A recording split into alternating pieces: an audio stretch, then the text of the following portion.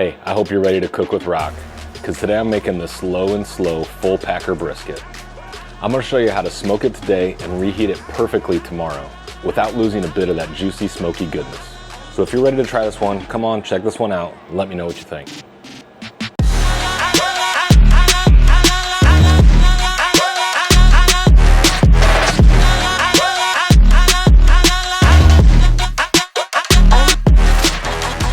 All right, I'm gonna get into trimming and seasoning the brisket, and then we're gonna get it on the Traeger and get it cooked up. So we're going with the choice brisket. I got this one for $4.29 a pound. So in total, this one's just shy of $50. It's 11.5 pound brisket. A lot of times when I'm picking out briskets, I like to go somewhere between that 11, 12, 13 pound untrimmed full packer brisket.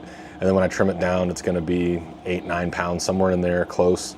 So let's get into this. I'm gonna start in this knuckle. It's super hard fat, and this is where I like to kind of get started with my trim so I can kind of start to see where I'm going. What I'm gonna try and do is get this thing kind of uniform shape. And so with that, I'm just gonna start and just kind of get in there and get a little bit at a time, and we're just gonna kind of keep going until we get exactly what we're wanting to get to on that shape. Now, this is some of the fat that I'm gonna actually put into the pan underneath, and I'm gonna kind of let it render down and make like a beef tallow.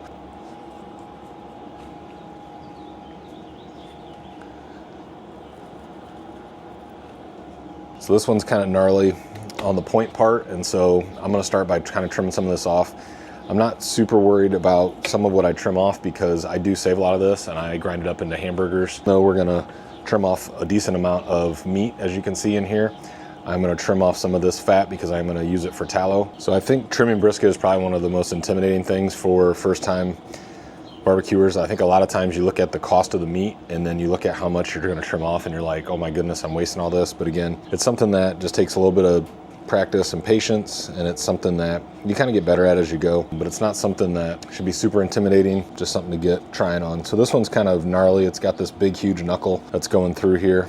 And so again, I'm gonna kind of trim this one up so that I can make it somewhat uniform. But again, as I can kind of feel, that's just a ton of hard fat. And so I'm just gonna start to trim some of it up and then kind of see where we're working, see if I can expose some of the meat. All right, so I'm not totally done with the top, but what I'm gonna do is I'm gonna flip it over to the bottom and I'll start to get some of the bottom shaped up so that I can kind of start to see where I'm working with. And this is where, like I said, I like to kind of flip it back and forth and trim up different parts. So now I'm gonna take my slicing knife essentially, and I'm gonna start to get some of this fat cap scored off. So I'm just gonna kind of go, and as you can see, we got quite a decent amount down here at the bottom. And so I'm gonna start to just kind of go along and try and get it about as even as possible. I'm gonna try my best not to expose the meat, but sometimes get a little thick, get a little bit too much going and you get some meat. But again, this is something that you could probably technically just leave a lot of this on, but it ends up being fat that people aren't really all that keen to eat. So I like to get some of it trimmed off, but you wanna be careful not to get too much. So as you can see, like I said, I'm just going back and forth, and I'm just kind of going slow and trying to get it to the right level that I like. So there's a good example. I got just a little bit low on that. That's not the end of the world, but now I know that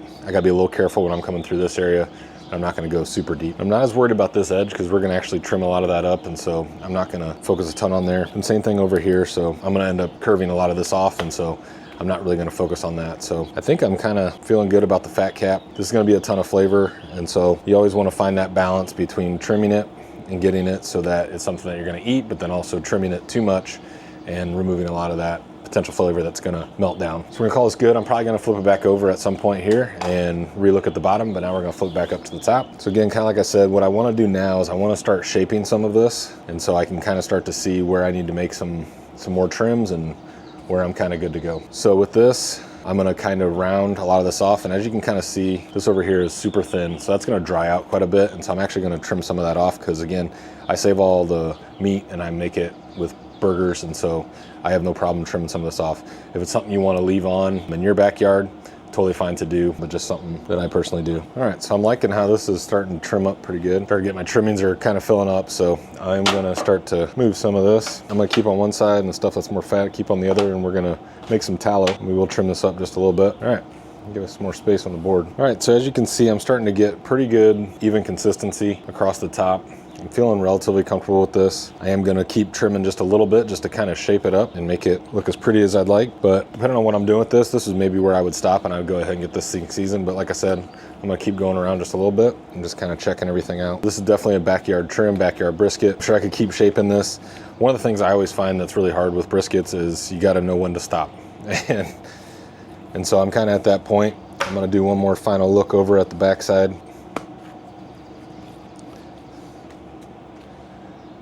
All right, so let's get into seasoning. So one of the things that I get asked a lot, am I gonna use a binder or not? So I am gonna go ahead and use a binder. I'm not letting this thing sweat in. That's part of the reason I'm using the binder. If I were gonna let this sweat in for 30, 40 minutes, an hour, or even overnight, I probably wouldn't use a binder, but I'm gonna use just some simple yellow mustard as a binder. It's gonna help that rub stick. It's not gonna affect the taste. But again, this is personal preference and something that you can elect to do or not do, totally up to you. I'm gonna rub it around on all the sides as well, because I'm gonna season the sides of this brisket as well, and the top. So one of the most common questions I get is fat up, fat down, fat cap up, fat cap down when I'm putting it on the smoker.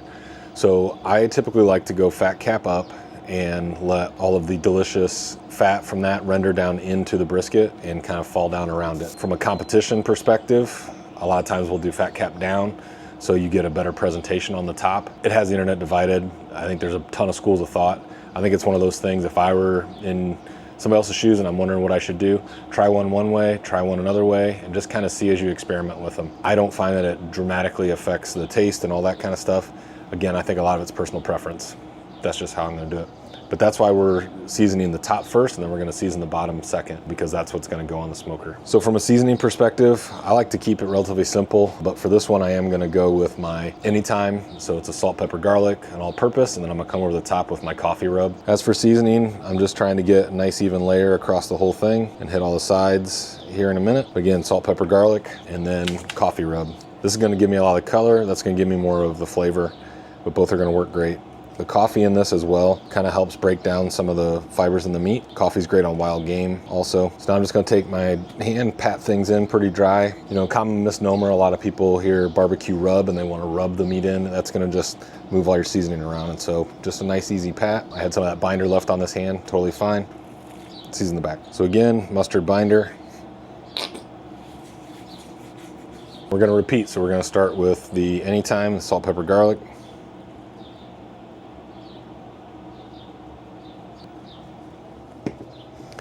And then we're gonna finish it with the coffee rub.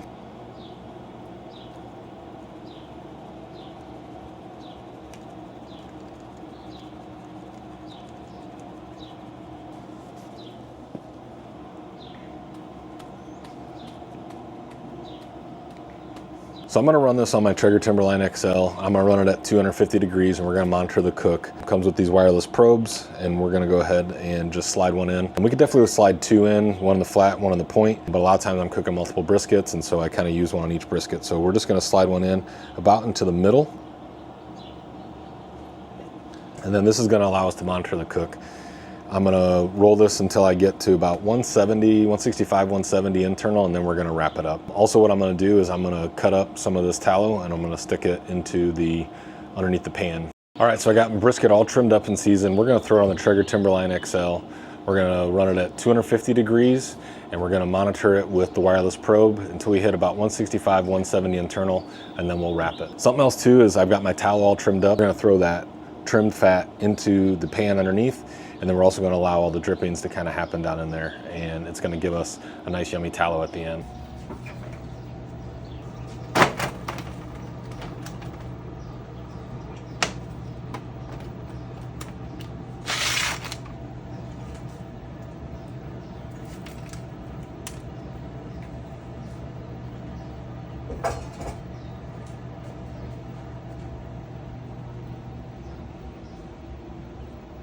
All right, so the brisket's been rolling for real close to 6 hours and we've hit our internal temp of 165-ish.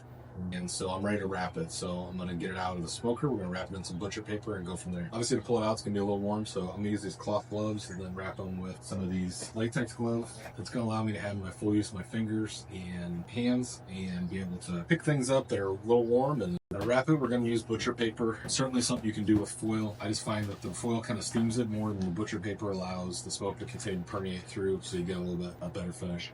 So there's no rhyme or reason to how much to wrap and pull out. So I just kind of get a good amount that I think is going to about cover it. And one of the things that I like to do with wrap paper is I take my water bottle that's filled with water, and I like to spray it. That just makes it a little bit more, makes the paper easier. Yet another optional step, but I just find it to be a little bit easier. So I'm going to run over to the smoker, grab the brisket, and throw it on. So now to wrap this, one of the things that I'm trying to do is I'm trying to get this as tight as possible. And so I start with a little bit extra on the back here, get it wrapped, and then flip it over. Once I do that, I got a little bit left, and so I give myself a nice crease, holding that side, trying to get that as tight as possible. All right, so I've got it wrapped up, and actually what I'm going to do is I'm going to take my thermometer, throw it back in here, and actually I'm going to hold the butcher paper back in, try and put it about in the same spot. That's it. So now we're going to throw it back on the smoker. We're going to go to a probe temp. Mason jar. So I'm going to take this cheesecloth and my mason jar, kind of use it to strain it out. So as you can see, I kind of got it indented just slightly, and then I just pour this in, and what it does is it captures all the floaters that we've got and just gets straight beef tallow in there. Now what I've found is that does a pretty good job, but I actually like to strain it twice. Probably an overstep, but just something that I personally like to do. All right, so I'm on day 2 of this brisket cook. So as a reminder, cooked it last night, let it rest in the fridge overnight, and so it's just in the pan that I had the drippings go into. It's got a little bit of the tallow and fat that rendered down just sitting in there.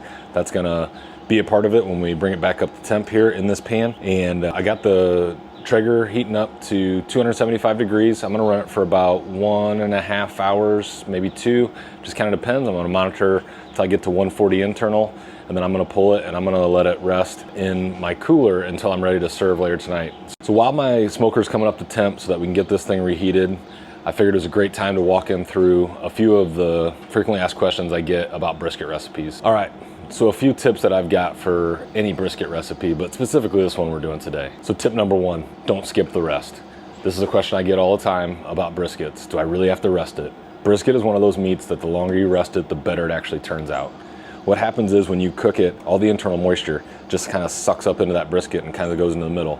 When you let it rest, what happens is all that moisture moves itself back out throughout all of the brisket. And so that's how you can get a juicy bite throughout the whole thing, as opposed to if you cut it right away, you're gonna cut in and you're gonna lose all those juices. And so I always let it rest, definitely let it rest. Tip number 2, invest in a good meat probe.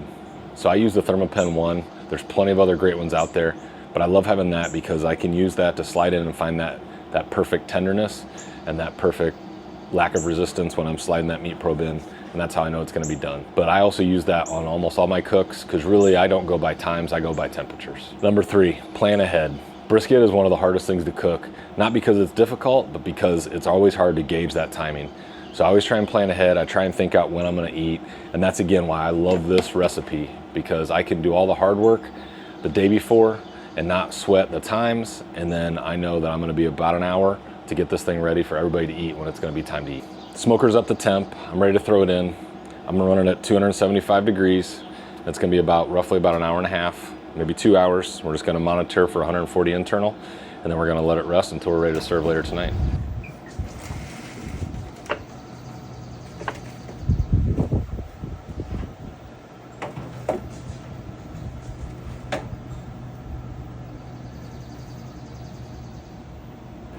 All right, so I've just reheated this brisket. I've got it up to 140 internal temperature. So as a quick reminder, we cooked this thing yesterday, cooked it for about 10 hours, let it rest overnight in the fridge, threw this back on at 275 for just about an hour and a half, got it up to 140, and now we're gonna be ready to pull it off and go ahead and cut it. So I'm not gonna rest it this time because I'm not really resting it. I already cooked it. What I was basically doing is rewarming it. And so we're ready to slice right into this. And then I'm actually gonna hold this for another couple hours in my cooler. I've put some boiling water in a pan in there, so I've kind of steamed the inside of the cooler just to make it a little bit warm. And then this brisket's gonna go covered, sliced in there, and then we're gonna be ready to serve it in a couple hours when it's time to eat. So let's get in and get trimming this thing. So now as far as slicing the brisket, I'm gonna kind of make a slice kind of between the point and the flat, and then I'm gonna slice the flat into slices, and then I'll slice the point as well. And then you can just see how tender and juicy that looks. I mean, it's just kind of falling out. Great smoke ring. Pretty happy with that.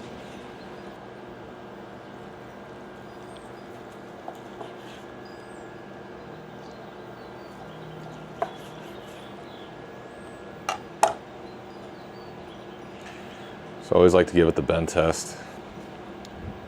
And you can just see it's just pulling right apart. It's nice, juicy, tender, great flavor.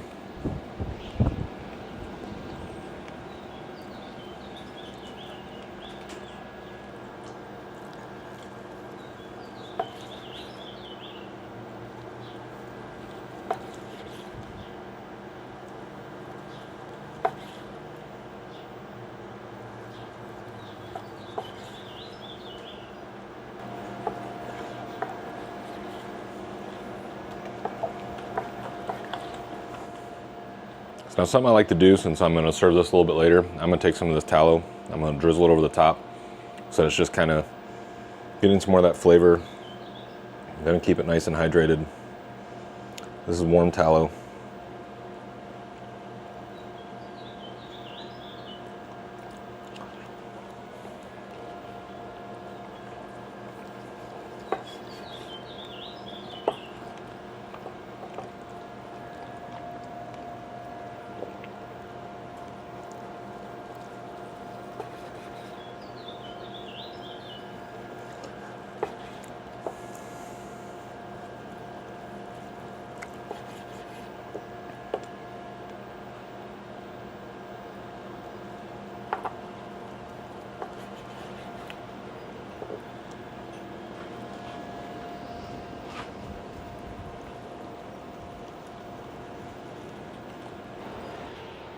Well, I really hope you like that brisket recipe, and I hope it's one that you want to try at home. If you're still here watching, I can't thank you enough. But please hit that like, follow, subscribe button so you can stay up to date on all the latest backyard pitmaster creations that I've got coming out this summer.